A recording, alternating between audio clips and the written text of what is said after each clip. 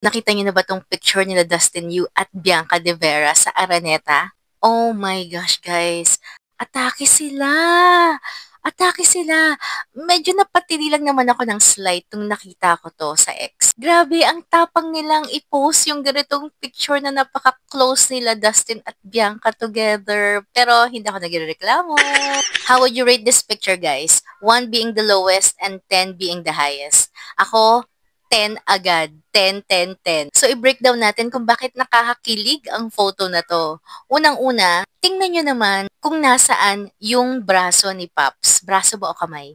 Yan ba yung tinatawag na headlock? Yan ba yung tinatawag na headlock sa Gen Z? Diyan sa pagkakaposisyon ni Pops sa kanyang kamay, sa neck ni Bianca, talagang sinasabi niya na, this is mine. Oh my gosh. Yan yung headlock na may karapatan. Well, Bianca, she's leaning kay Dustin just enough na komportable, tas naka-peace sign. Pareho silang naka-peace sign. And the body language says very comfortable with each other. We are here together. Para lang silang sanay na sa isa't isa.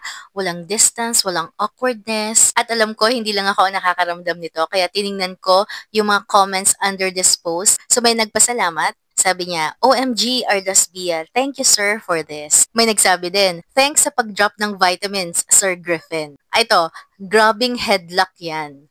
So, yun ba talagang tawag ngayon dyan? Headlock? Tapos may nagsabi, wala daw magmamaoy later. Hehehe. Bakit magmamaoy? Ano yan, kapatid? Tapos may nagsabi, wala na Sir Ronnie, himlay malala na kami. True.